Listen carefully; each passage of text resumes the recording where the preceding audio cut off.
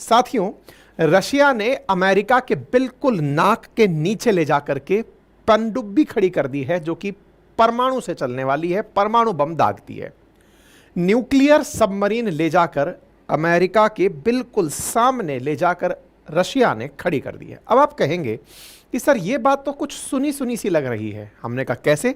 ऐसे ही एक बार 1962 में भी हुआ था, जब रशिया ने अमेरिका के सामने क्यूबा नामक देश में अपनी मिसाइलें खड़ी कर दी थी। अगर आप उस घटना को याद रखते हैं तो समझ लीजिए कि क्यूबन क्राइसिस दोबारा से जन्म ले चुका है। रशिया ने फिर से वहीं ले जा करके वही हरकत कर दी है जो 1962 में की थी। और 1962 कितना खास था, बस मैं आपको इस बात से बता सकता हूं कि अमेरिका ने उस समय के जो राष्ट्रपति थे, उन्होंने बकायदा पब्लिकली अनाउंस कर दिया था कि वी आर एट वॉर, हम किसी भी समय युद्ध में एंट्री कर सकते हैं। आप इससे अंदाजा लगाइए कि अमेरिका के लिए कितनी सांस ऊपर नीचे हो जाने जैसा होता है जब रशिया उसके सामने खड़ा हो जाता है। ऐसी स्थिति क्यों बनी है, आज के सेशन में यही सारी बातें करनी है। दुनिया भर में अभी क्या रशिया यूक्रेन कम था, क्या फिर गाजा इजराइल का कम था, या चाइना ताइवान का टेंशन कम था, जो पुतिन महाशय अपनी सबमरीन ले जा करके अमेरिका के सामने खड़ी कर दिए हैं। ये उस समय हो रहा है जब भारत के प्रधानमंत्री G7 की बैठक भाग लेने के लिए इटली गए हैं। भारत के प्रधानमंत्री का जाना तो मायने रखता ही है, लेकिन G7 देशों का इकट्ठे होकर और वहां पर रशिया यूक्रेन मामले में यूक्रेन के साथ के लिए निर्णय लेना, उनको धमकाने की पुतिन की यह स्ट्रैटेजी कितनी कारगर होगी, आज के सेशन में चर्चा करेंगे। और यह चर्चा इसलिए खास हो जाती है क्योंकि आप कितने दिन तक यह कहते रहोगे शेर आया शेर आया शेर आया। हो सकता है कि एक दिन वो घटना हो ही जाए और दुनिया युद्ध के बिल्कुल निकट पहुंच जाए। इसलिए आज का सेशन बेहद खास है। लेकिन इस सेशन को सुनने से पहले मैं आपको कुछ बातें पुरानी याद दिलाता हूं। आप याद करिए, 6 जून को इसी रियल न्यूज़ एंड एनालिसिस में मैंने आप लोगों को एक जानकारी दी थी, जिसमें मैंने यह कहा था कि फ्रांस को रूस ने धमकी दी है और कहा है कि अगर आपने ड्रोन्स चलाने की परमिशन दी यूक्रेन को तो मैं आपके लोगों को मरवाऊंगा। आप याद करिए, यह सेशन हमने आपके साथ साझा किया है। आपको याद हो तो मैंने यह भी सेशन में जानकारी दी थी उसी दिन कि बाइडेन ने यूक्रेन को परमिशन दे दी है कि वो रशिया के ऊपर हमला कर सकता है। अगर ये दोनों बातें ध्यान आ रही हों तो उसी सेशन में मैंने आपसे कहा था कि रशिया ने हाल ही में ऑपरेशन अनथिंकेबल लॉन्च किया है, जो कि वर्ल्ड वॉर 3 की तरफ इशारा करता है। अगर ये सब बातें आपको ध्यान आ रही हैं तो आपको फिर आज का ये सेशन देखना चाहिए, क्योंकि why are Russian warships in Cuba, ये हेडलाइन है। Russian ships arrive in Cuba as cold war allies strengthen their ties, nuclear powered submarine arrives in Cuba. देश और दुनिया की खबर बने हुए हैं। मैं आपको याद दिला दूं, दुनिया में जहां एक और क्यूबा में जाकर के मिसाइल खड़ी हो गई हैं या सबमरीन खड़ी हो गई हैं, वहीं दूसरी ओर दुनिया के एक कोने में यूरोप के एक देश इटली में एक सम्मेलन हो रहा है जिसका नाम G7 है। हमने कल अंकित इंस्पायर इंडिया पर इस विषय पर सेशन किया था और उसमें मैंने ये जानकारी दी थी कि यहां पर जो चर्चाएं होंगी उन चर्चाओं में सबसे पहली चर्चा रशिया यूक्रेन वॉर है। तो रशिया यूक्रेन वॉर की चर्चाएं हो रही हैं।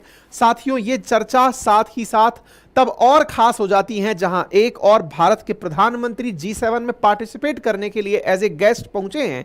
वहीं पर जेलेंस्की को भी बुलाया गया है, व्लादिमीर जेलेंस्की, जो कि जेलेंस्की यूक्रेनी राष्ट्रपति हैं, इन्हें भी बुलाया गया है और इन्होंने पहुंचकर यहां पर अमेरिका के साथ एक जबरदस्त हिस्टोरिक एग्रीमेंट साइन कर लिया है। साथियों, जिसे जेलेंस्की खुद हिस्टोरिक डे बता रहे हैं, कह रहे हैं कि अमेरिका से इतना बढ़िया आज तक हमने कभी कोई समझौता नहीं किया, जिसमें हमें यूक्रेन की डिफेंस कैपेबिलिटीज को बढ़ाने के लिए, इंटेलिजेंस की शेयर के लिए और एक दूसरे के साथ मिलकर काम करने के लिए, डिफेंस इंडस्ट्री बेस तैयार करने के लिए अमेरिका का साथ मिला हो। इसका मतलब यह है कि यूक्रेन के लिए जो अमेरिकी प्रेम है वो G7 में उमड़ के सामने आया है। तो फिर पुतिन का भी गुस्सा होना लाजमी है। पुतिन इसी को काउंटर करने के लिए अपनी परमाणु पनडुब्बी, जिसका नाम है कजान, उसे ले जाकर क्यूबा में खड़ा कर दिए हैं और साथ में अपना एक जहाज फ्रिगेट भेजे हैं, एडमिरल गोर्शकोव, जो कि दुनिया में सबसे बेहतरीन युद्धक विमानों में से कंसीडर किया जाता है। उसे भी यहां पर भेजा गया है, युद्धक जहाजों में माना जाता है, उसे भी यहां पर भेजा गया है और यह क्यूबा के बंदरगाह पर पहुंचा है और यहां पर 5 दिनों तक रहेगा। इसका टेक्निकली टाइम वो रखा गया है जिस समय G7 मीटिंग चल रही हो। तो परमाणु पनडुब्बी कजान भी यहां पर पहुंच चुकी है। अब ये कहां की चर्चा हो रही है, एक बार के लिए मैप पर समझ लेते हैं। साथियों, आप अटलांटिक ओशन देखिए। अटलांटिक ओशन में पश्चिम की तरफ चलेंगे तो कैरेबियन ओशन दिखाई देगा। कैरेबियन ओशन के उत्तर की तरफ एक देश है जिसका नाम है क्यूबा। ये वो देश है जिस पर कभी अमेरिका का कब्जा हुआ करता था, लेकिन अमेरिका को भगाने में एक बहुत ही बड़े क्रांतिकारी का नाम सामने आया था जिसका नाम है फिदेल कास्त्रो। कहते हैं कि उसे अमेरिका ने मारने के लिए 600 से ज्यादा बार प्रयास किए, लेकिन वो अंत तक जीवित रहा। मतलब एक ऐसा व्यक्ति जो अमेरिका की बिल्कुल नाक के नीचे अपना गढ़ जमाए बैठा रहा और अमेरिका उसका बाल भी बांका ना कर पाया। इस क्यूबा की आज चर्चा हो रही है। इस क्यूबा को अगर आप ध्यान से देखें तो स्ट्रेट ऑफ फ्लोरिडा क्रॉस करते ही सामने अमेरिका दिखाई पड़ता है। मतलब ये बिल्कुल वैसे है जैसे भारत के लिए मालदीव्स। इस तरह से क्यूबा फ्लोरिडा के सामने है और ये बिल्कुल एंटी अमेरिका है। एंटी अमेरिका है और ये पूरी तरह से सोवियत रूस के साथ मिलकर के चला आ रहा है, यानी कि एकदम कम्युनिस्ट विचारधारा का, साम्यवादी विचारधारा का देश है। ठीक है साहब। क्यूबा के पास में इस तरह का जहाज, इस तरह की सबमरीन का पहुंचना और साथ ही साथ जो गोर्शकॉव यहां पर पहुंचा है, एडमिरल गोर्शकॉव, उसमें दुनिया की सबसे तेज चलने वाली मिसाइल जिरकॉन भी साथ में उपस्थित है। तो गोर्शकॉव के साथ साथ मिसाइल जिरकॉन भी है। कजान और गोर्शकॉव रूसी बेड़े के इस फ्लीट के साथ ऑयल टैंकर्स भी हैं।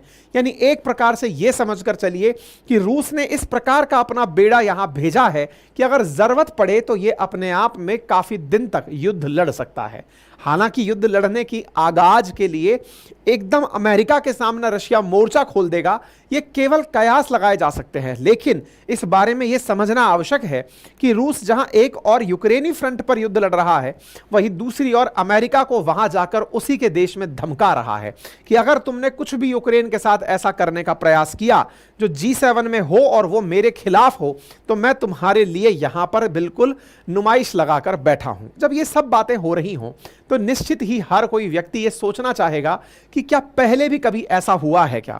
मतलब मात्र 90 मील की दूरी पर क्यूबा और फ्लोरिडा अमेरिका हैं, तो क्या पहले भी कभी ऐसा हुआ है क्या कि क्यूबा ने अमेरिका की नींदें उड़ा दी हों? बिल्कुल हुआ है साहब। इस मैप को ढंग से देख लें।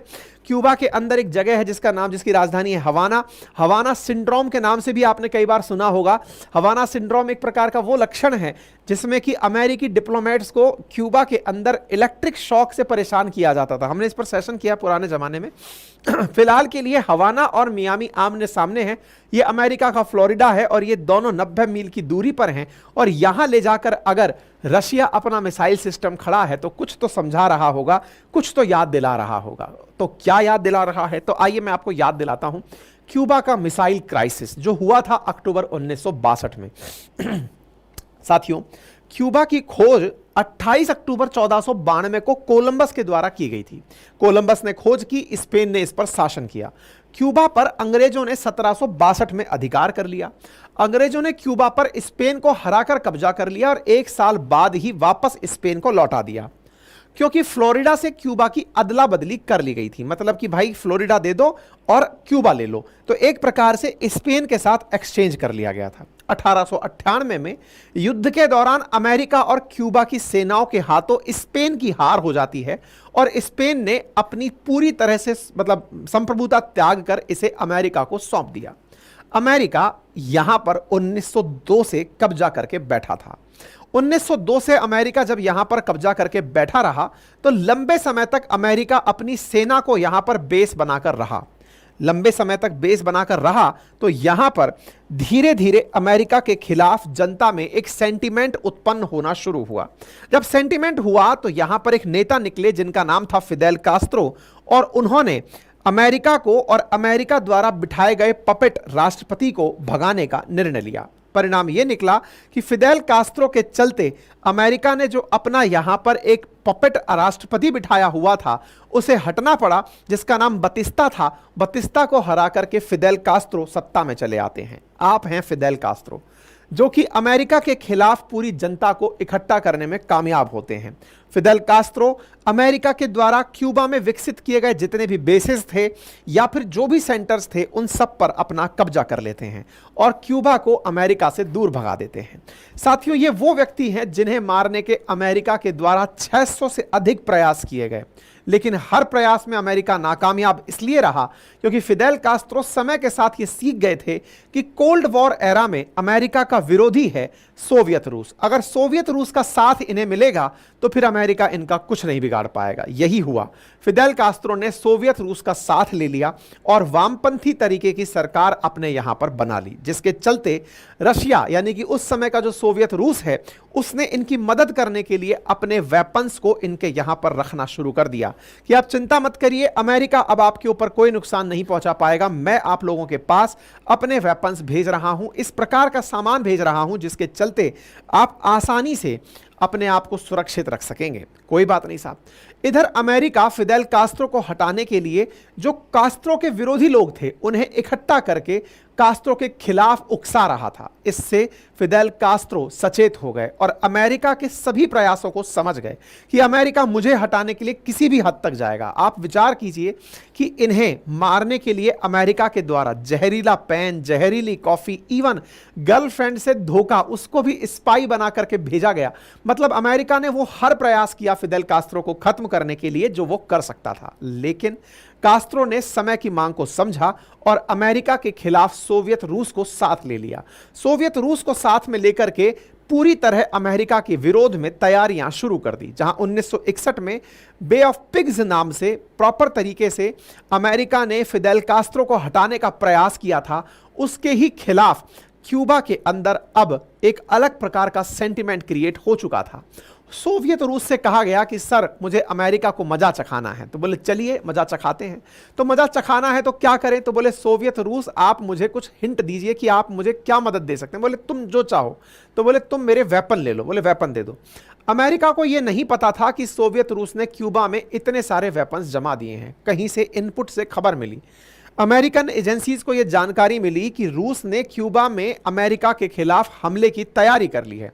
अमेरिकी एजेंसीज को जैसे ही यह जानकारी मिली तो वो हवाई जहाज लेकर फ्लोरिडा के ऊपर से उड़े, ये जानने के लिए कि क्या कुछ है क्यूबा में अमेरिका के खिलाफ। ये हवाई जहाज यूएस एयरफोर्स का था। जब ये उड़ा तो इसकी आंखें फटी की फटी रह गई। जो इसमें बैठे जासूस थे उनके हाल उड़ गए। उन्होंने देखा कि 928 तस्वीरों में जहां जहां उनकी नजरें पड़ी वहां पर परमाणु मिसाइलों का जखीरा सामने खड़ा था। यह ऐसी स्थिति थी जिसे देखकर अमेरिकी राष्ट्रपति जॉन एफ कैनेडी घबरा गए। उन्होंने इस तरह की हैरानी में अपने देश को संबोधित कर दिया कि भाई हमने अभी क्यूबा के दर्शन किए हैं, हमें पता चल गया है कि क्यूबा हम पर हमले की तैयारी कर रहा है। ऐसी स्थिति में परमाणु युद्ध फिर से हो सकता है। सेकेंड वर्ल्ड वॉर के बाद तीसरा वर्ल्ड वॉर के लिए कोल्ड वॉर एरा में यूएस और यूएसएसआर आमने सामने थे और स्थितियां इतनी गजब तरीके से विकट हुई कि अमेरिका में घबराहट हो गई। घबराहट हुई तो अमेरिका के राष्ट्रपति ने 26 अक्टूबर को देशवासियों को संबोधित किया और कहा कि अगले कुछ दिनों में हम लोग जंग में जा सकते हैं, हम पर परमाणु हमला हो सकता है। लेकिन क्या रूस इस चीज के लिए पूरी तरह तैयार था कि वो जॉन एफ कैनेडी के ऊपर हमला करेंगे? और कैनेडी के ऊपर हुआ हमला, कैनेडी बदले में रूस पर हमला करेंगे, तो वो क्या रशिया इस चीज के लिए तैयार था? असल में हुआ क्या था, उस दौर में एक गड़बड़ अमेरिका ने की थी। अमेरिका ने क्या की थी? अमेरिका रशिया के खिलाफ टर्की में अपने वेपन्स इकट्ठे कर रहा था, तुर्की में वो वेपन्स खड़े कर रहा था ताकि सोवियत रूस पर जाकर मिसाइल चलाई जा सकें, जैसे आज अमेरिका कर रहा है। यूक्रेन को अमेरिका अपने नजदीक क्यों बढ़ा रहा है? ताकि वो रूस के खिलाफ एक्शन करने में यूक्रेन का उपयोग कर सके, क्योंकि यूक्रेन और रशिया की सीमा साझा होती हैं। एग्जैक्टली उस दौर में अमेरिका ने गुपचुप तरीके से तुर्की के अंदर अपने मिसाइल खड़े कर दिए थे यूएसएसआर के खिलाफ। कोल्ड वॉर का समय था। ऐसी स्थिति में इन्होंने भी उसके काउंटर में क्यूबा में मिसाइल खड़े कर दिए थे। अब इसका मतलब यह हुआ कि यह स्थिति इतनी घातक हो गई थी कि अगर क्यूबा से मिसाइल चलती है तो तुर्की से भी रशिया की तरफ यानी यूएसएसआर सोवियत रूस की तरफ मिसाइल चलना तय था। स्थितियां बिगड़ रही थी तो ऐसी स्थिति में अमेरिका ने एक प्रयास किया कि अगर अब सोवियत रूस अपने जहाज क्यूबा की तरफ भेजे तो हम क्यों ना उन जहाजों को रास्ते में रोक दें।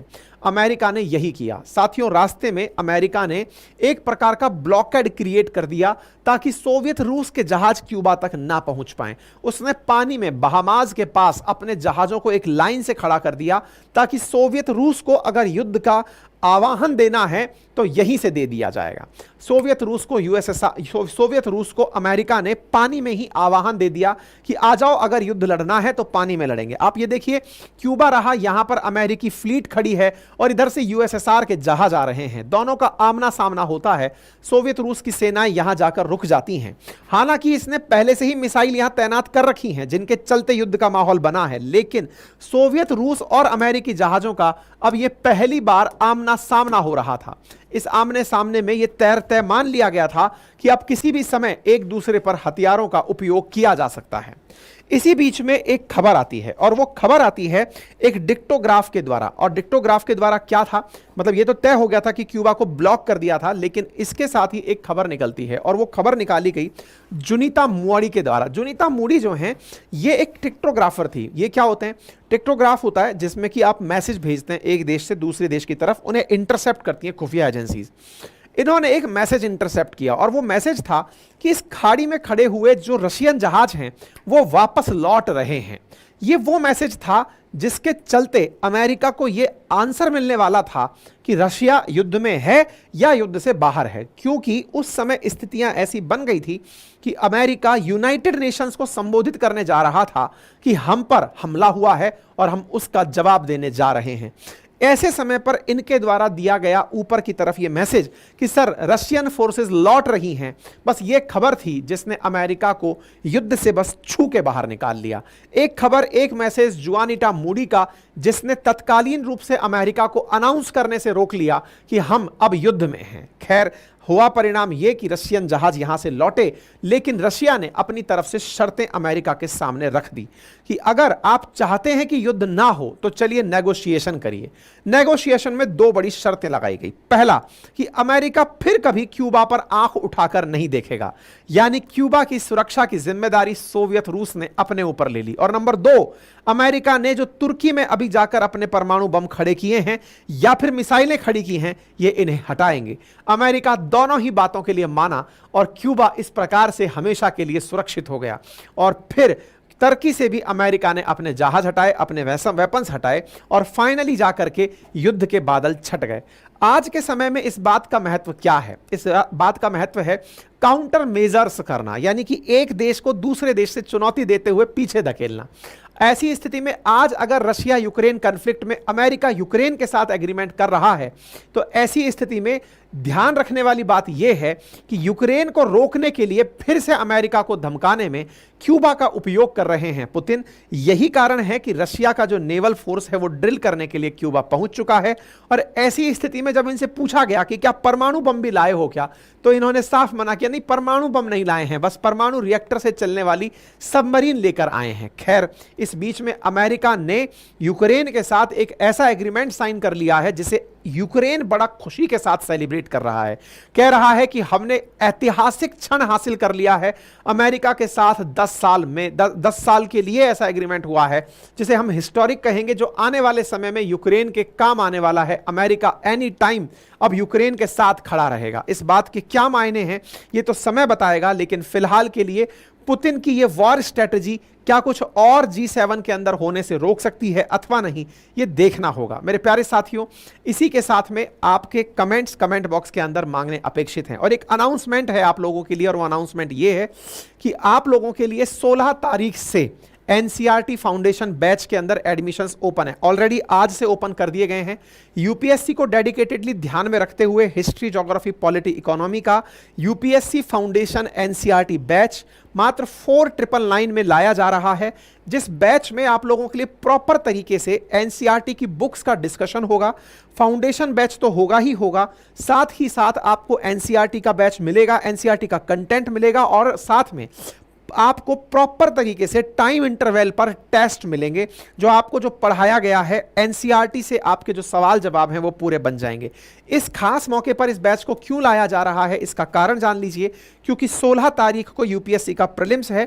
जो बच्चे प्रीलिम्स लिख रहे हैं बेहतर है, और जो प्रीलिम्स के साथ अगले बार के लिए तैयारी में उतरना चाहते हैं वो इस बैच के साथ अपनी तैयारी को जगह दें, क्योंकि यहीं से आपका फाउंडेशन बनना शुरू होगा। ये क्लासेस पूरी तरह लाइव होंगी, और जो आप लाइव ना देख पाएं वो रिकॉर्डेड फॉर्म में उपलब्ध होंगी। आप इन बैचेस के अंदर प्रॉपर तरीके से मुझसे अपने डाउट डिस्कशन कर पाएंगे, प्रॉपर वीकली टेस्ट दे पाएंगे। 1 साल की वैलिडिटी के साथ यूपीएससी के लिए यह फाउंडेशन बैच लॉन्च किया जा रहा है। अपने आप को जाकर के रजिस्टर करिए। यह बैच केवल 7 दिन के लिए ओपन रहेगा। जिन्हें एडमिशन्स लेने हैं तत्काल प्रभाव से जाकर अपनी सीट्स रिजर्व कर लीजिए। ठीक है साहब। इस बैच के अंदर प्रॉपर तरीके से हिंदी और इंग्लिश में कंटेंट दिया जाएगा। आपको डिक्टेट कराया जाएगा कि आपको ये चैप्टर यूपीएससी के पढ़कर आने हैं। प्रॉपर तरीके से आपको एक फ्लो चार्ट उपलब्ध करा दिया जाएगा कि तैयारी करते समय क्या ध्यान रखना है। ये यूपीएससी द्वारा ली जाने वाली परीक्षाएं, फिर चाहे वो एनडीए, सीडीएस, यूपीएससी, सीएसई या फिर स्टेट पीसीएस, उन सब के लिए बेहद काम का होगा। लेकिन हाँ, ये तय है कि इस फाउंडेशन में एनसीईआरटी 6 से लेकर 12 तक की कवर कराई जाएंगी, और उन एनसीईआरटी के रेफरेंसेस भी आपको साथ ही साथ उपलब्ध कराए